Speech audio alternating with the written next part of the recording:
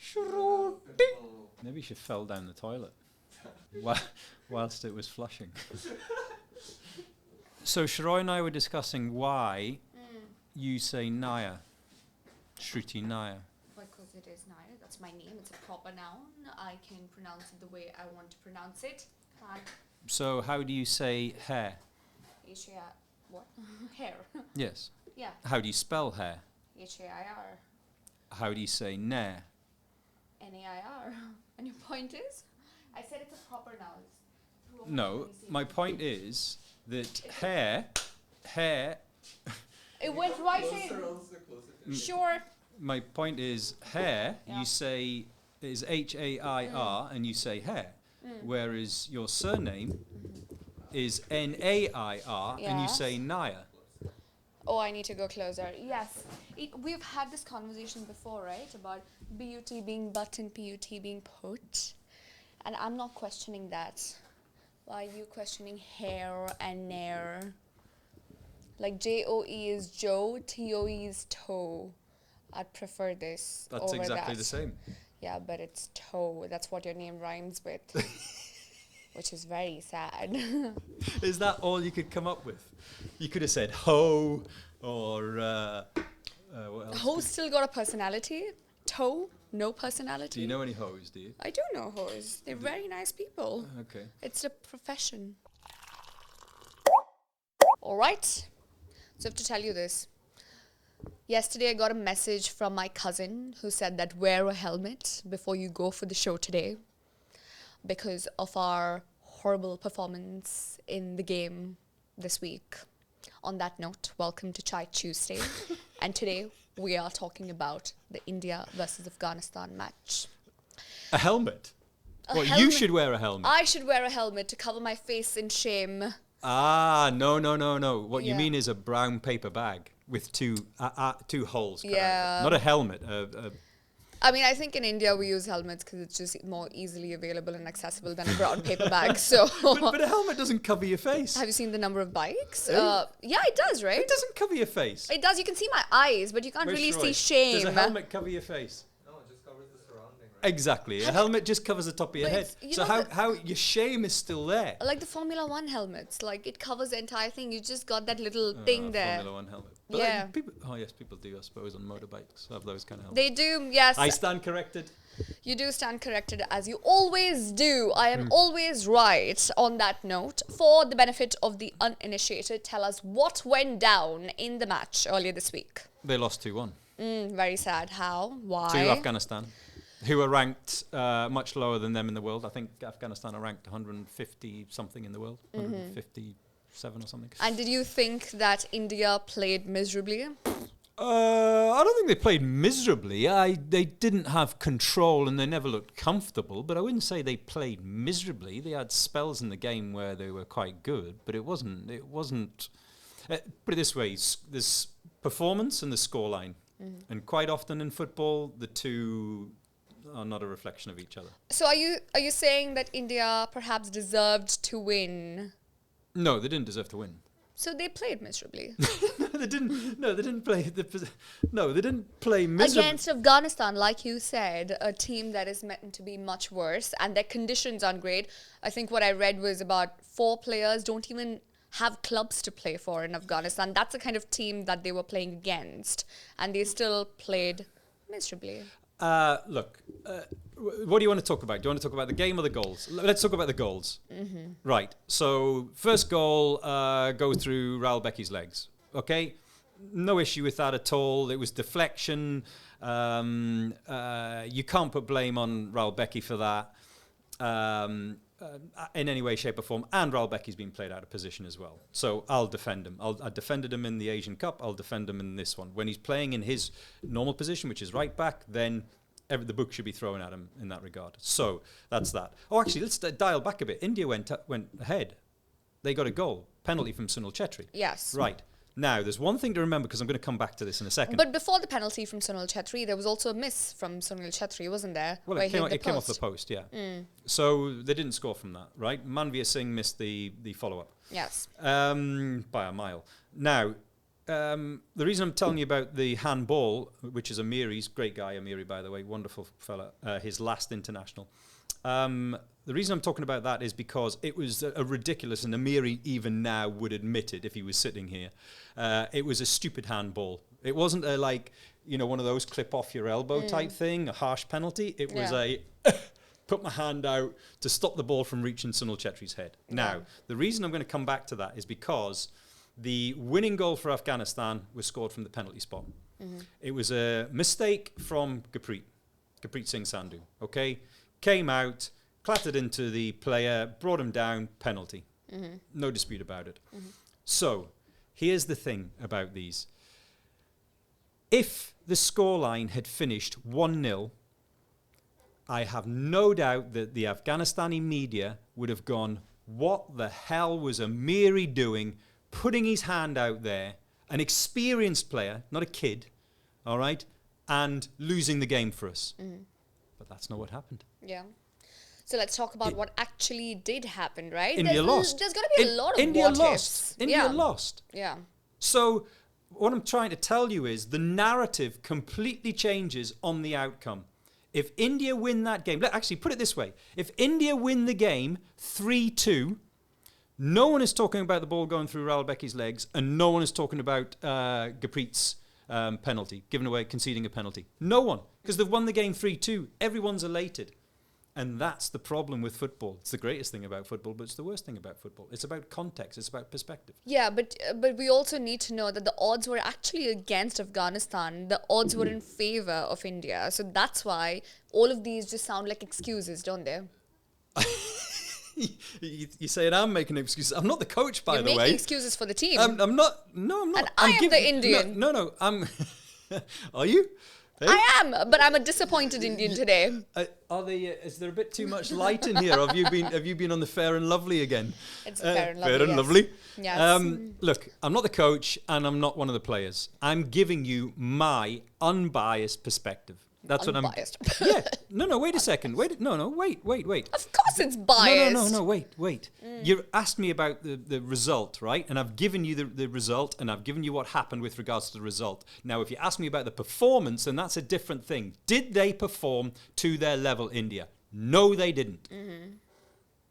And no, they didn't. Right. Did Afghanistan perform to their level? No, they didn't. They performed above their level.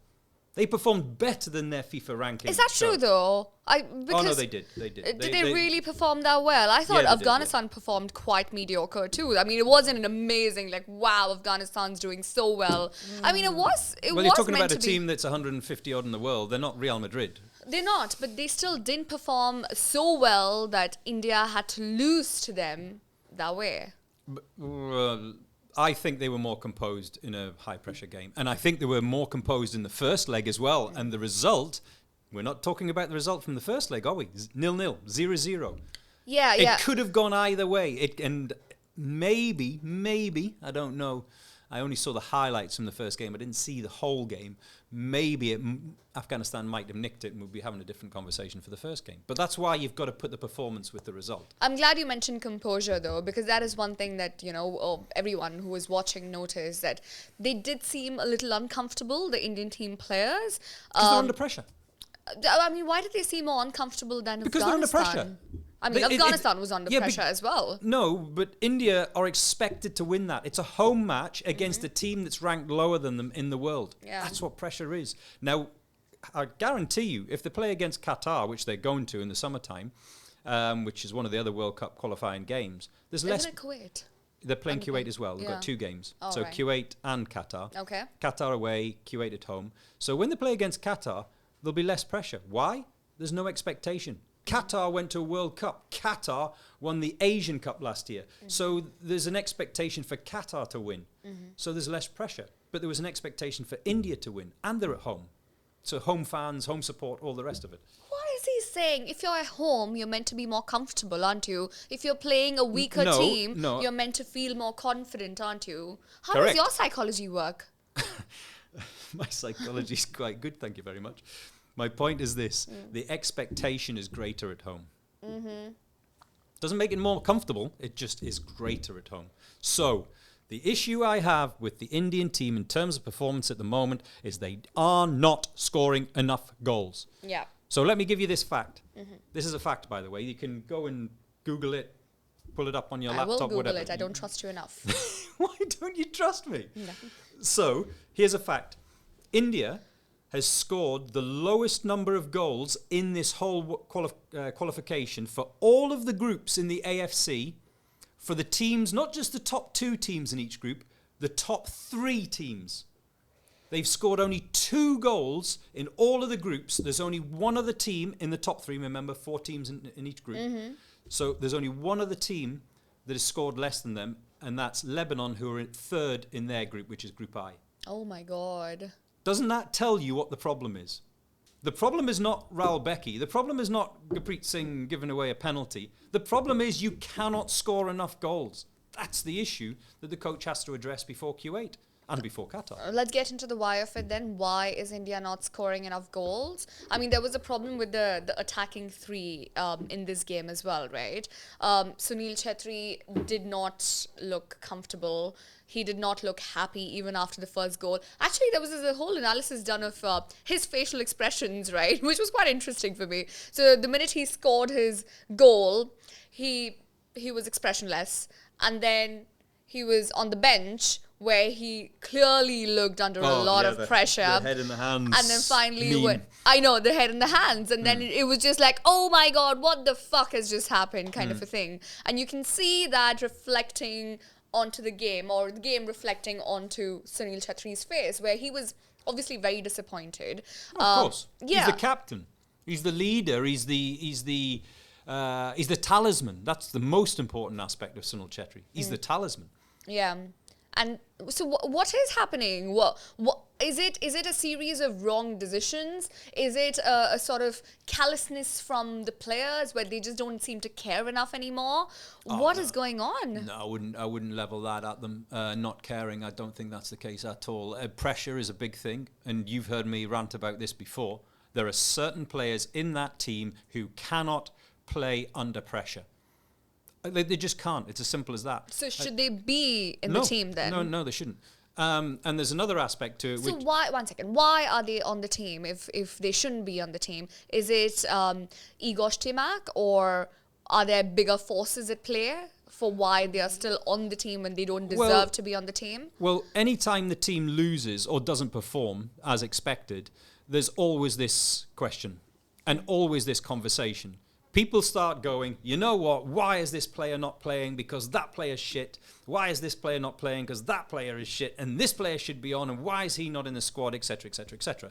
The first thing to get straight is the level of football in the ISL, the Indian Super League, is not the level of football in the AFC, the Asian Football Confederation World Cup qualifiers. They're just chalk and cheese.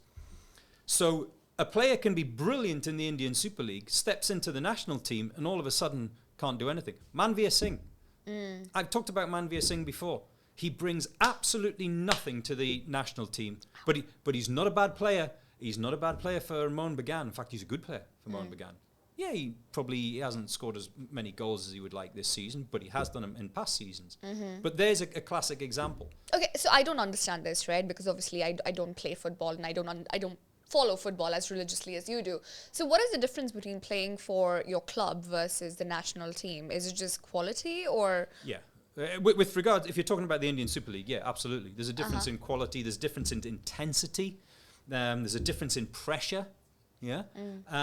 So I would say there's only 2 or 3 games a season, a little bit more actually. I would say there's more than that I would class as real high intensity, high pressure games.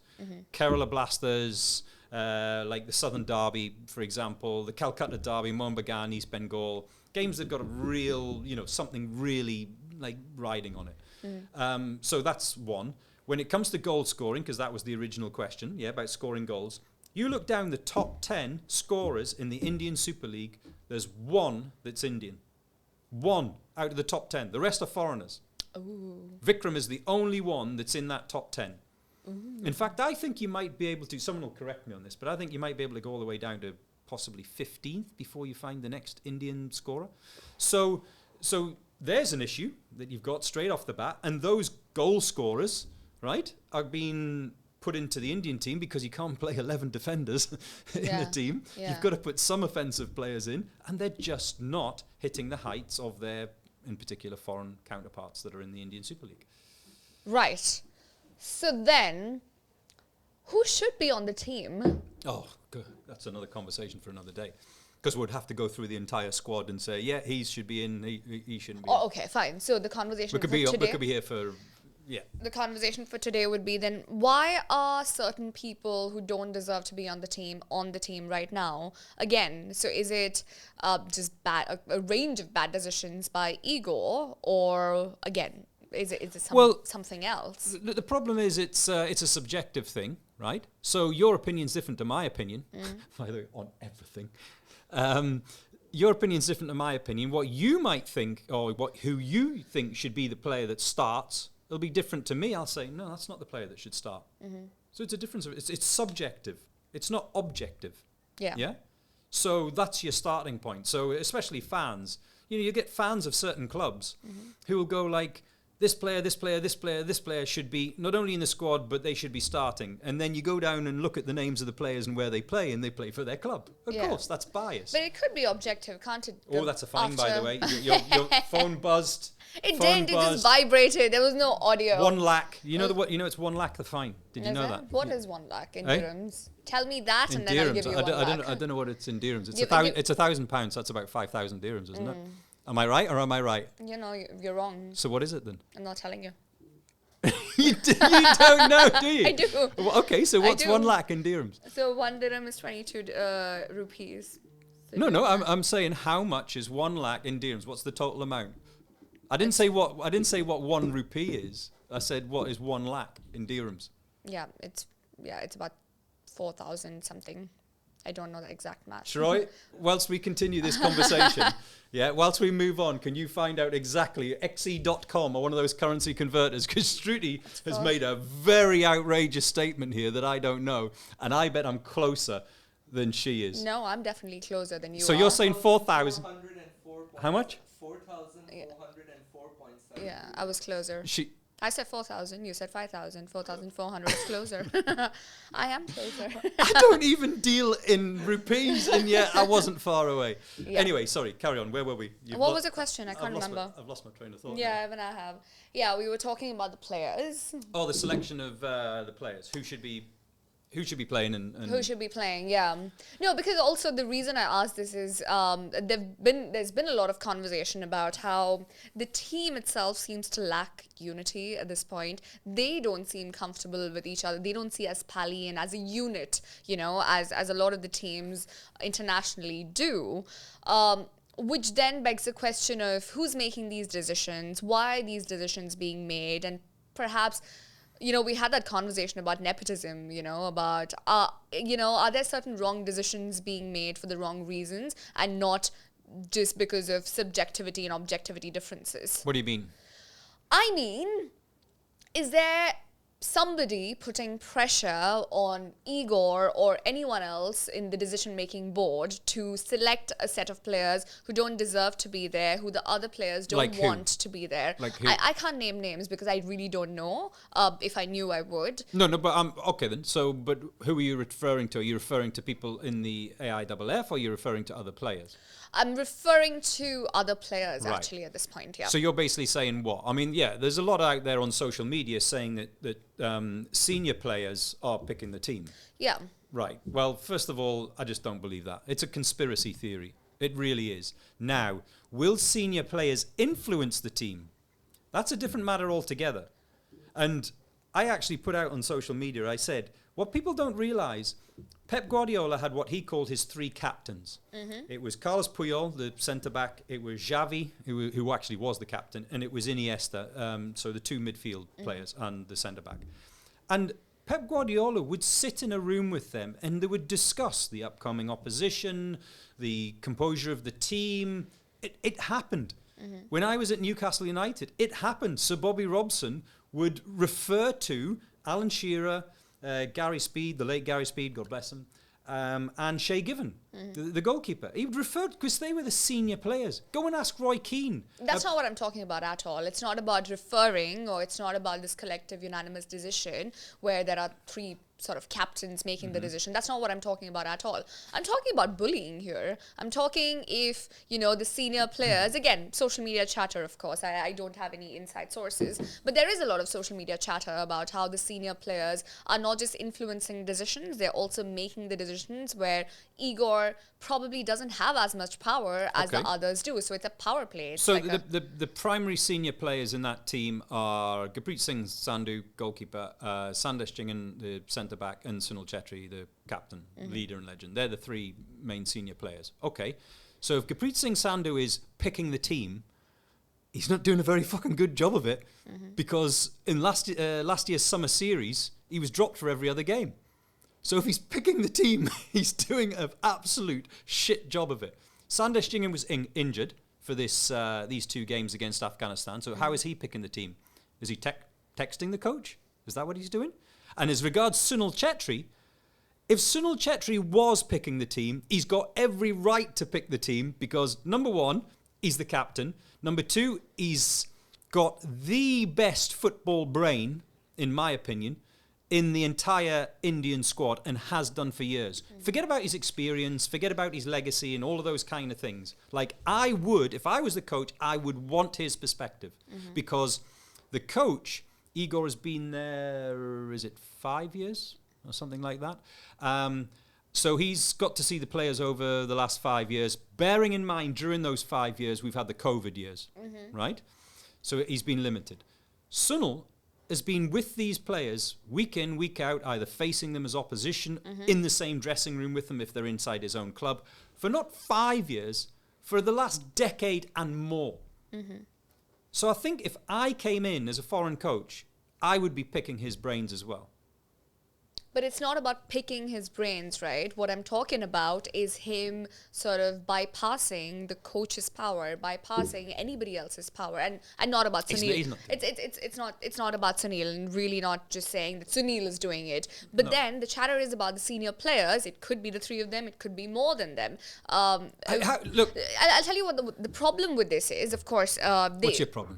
Yes, my problem with this is that does create animosity within the group, right? More than animosity, it creates this very clear power struggle where then the team doesn't work as a team. Are you referring to the article?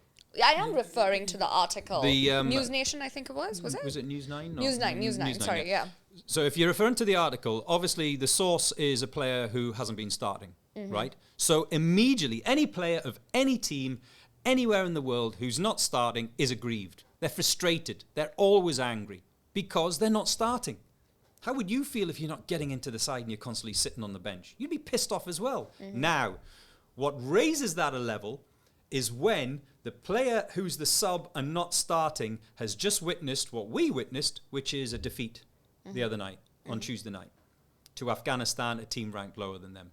So how do you think that player feels? But it's not just about one match, right? Like, they've been doing quite pathetically for all of this year. Okay, fine. You want to take the game before where it was a 0-0 draw, didn't score. You want to take the Asian AFC, Cup, didn't score one goal in the Asian Cup, lost 3 matches. Okay, so how would you feel if you're that player? I know how I'd feel. I'd be sitting there going, hold on a second, this player in my position, and remember, there's just one player that's ahead of you in your position, the one who's starting. You're sitting there going, this player started Asian Cup games, started the first leg Afghanistan game, second leg Afghanistan game, and has done nothing. Right? Why am I not playing? I'd feel exactly the same. Yeah, which is a fair feeling. It is a fair feeling. It is a fair and understandable emotion. And then if a journalist phones me up, what do you think I'm going to do? I'm going to be going like, let me tell you what's happening, right? But it's not and just that's that. where the conspiracy comes in. But it's not just Are they that, having right? an influence? Trudy, are they having an influence? Yes, absolutely they're having an influence. But they're having an influence because they're the senior players. Are they picking the team? Really? Exactly, that's the difference, Is that what right? you think? Yes, I am. Do you think I am sort of leaning more towards that, if I'm being honest. You think one or all of the senior players, in particular those three that I mentioned, you think they're picking the team? No, I wouldn't say in particular those three, but I would say that there is a clear divide between the senior players and the junior players, and the senior players aren't just influencing, but they're doing more than influencing the team, the decisions of the team. And the reason I feel that is there's been a lot of interviews that Igor has done just over the last year where he has sort of, not outrightly denied these claims, where he's been on the fence as well when someone's questioned him about, his power, his authority, his decisions, where he said things like, well, it's not all my decision. Yeah, but wait a second. He was referring in particular to the powers that be at the AIFF, because there's a lot of things he really doesn't have any control over whatsoever that another coach in his position would have control over, And there are certain things, charter flights, for example. The Indian Football Association comes out and says, we will be putting on a charter flight. They put it on their website. It wasn't rumour, Shruti. It was put on their website. Tell me the whole thing, the charter flight fiasco. The charter flights was, so the first leg of Afghanistan was played in a place called ABBA, which is a way down in the south, not the pop group. Yes. Great music, by the way. Not the pop group, a place way down in the southwest of Saudi Arabia. Now, Afghanistan and Ashley Westwood and whoever made this decision, you've got to give them a round of applause, by the way. Very clever. Because they understood their players, India's players, were playing in Super League just a day or two before. Then they have to fly from their respective cities to Delhi to meet. Delhi to Riyadh, Riyadh to ABBA. Okay. That's 4 flights. Is it 4 flights? 1, 2, 3 flights. Is that right? Yes, yep. 3 flights. That and bearing in mind all of the transit time in between. That's a pretty long haul. So a charter flight, you just go direct, bam, straight to ABBA. You take all of that nonsense out of the equation. And that's why they did it. That's why, very smart, shrewd, genius, in fact, I would say, by Ashley Westwood in Afghanistan, to put it way down there. So this was the reason that the charter flight thing came up. Obviously, the coaches said, look, can we sort out a charter flight to go direct and take all of that transit and travelling out of the equation? Yeah. It didn't happen. Why? I don't know. Ask the president of the AIFF or whoever arranges it. Was it cost? Was it? They said there was not one available. I don't believe that for a second. If it was a cost thing, then just be honest and say, look, we just couldn't afford it. The budget just doesn't afford it. People would respect that. What do you think it was? I think they left it too late to arrange the charter flight. That's wow, really? I generally do. Oh, by the way, charter flights... It's an organisation problem. Organisation problem. Yeah. Charter flights, you can't just pick up your phone and go, can you get a Boeing 737 here by 10 o'clock They tonight? actually do have Uber services for charter flights now. So it's like Uber in the air. I'm not even kidding. It's called EXO. What, for 100 seat planes? Smaller. Exactly. Yeah. Small planes, Yeah, I small understand. planes, Private jets, I understand. Yeah. But charter flights, you're talking about a plane that can take an entire squad, plus backroom staff, etc. There's probably, what would it be? Your squad is 25, is it? 25, 27 players, plus backroom staff, probably 10 staff, so you're probably talking about 37, 40 players, something like that. So it didn't happen. So immediately you're on the back foot. Yes. We digress. What do you mean? Well, yeah, we did digress. Yeah. On the charter flight. On the charter flights. Right. So another thing about Igor, though, is he did say that he's going to resign if they don't win the third round. If they don't qualify for the third round. If they don't qualify, sorry. Very confident, very stupid. Well, look, you know how... Because he's got another year to go, like a couple of years to go, he's right? got, 2026, I think he renewed for 2 years last September, I think. Don't quote me on this, but I think it was a 2-year extension last September. So we're now 1 and a bit years. Okay. Something like that. 1.5 years, something like that. Right.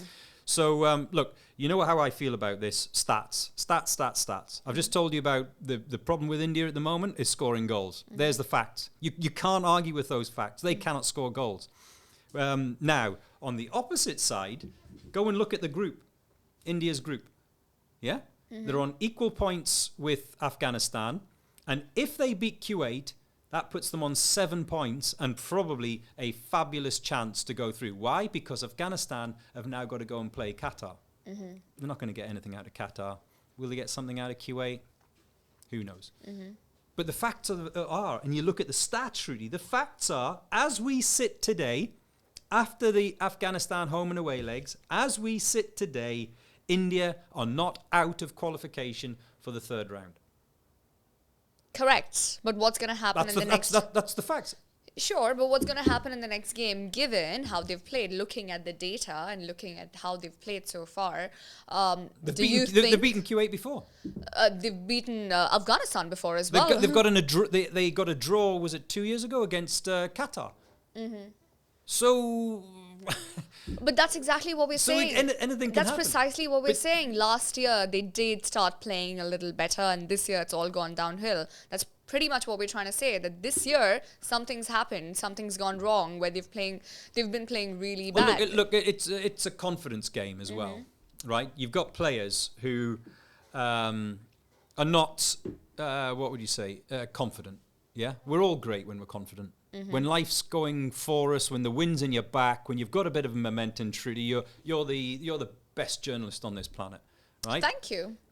Only when the wind's in your back, and it's never windy here. so when you have players that are lacking confidence, and they've just come off the back of the Asian Cup where they have not scored a goal, that affects the confidence of your offensive players. They start questioning themselves. I'm sure Sunil is questioning himself and saying, you know, when is my next goal from open play going to come from? Not from the penalty spot, from open play. Where's it going to come from? Yeah.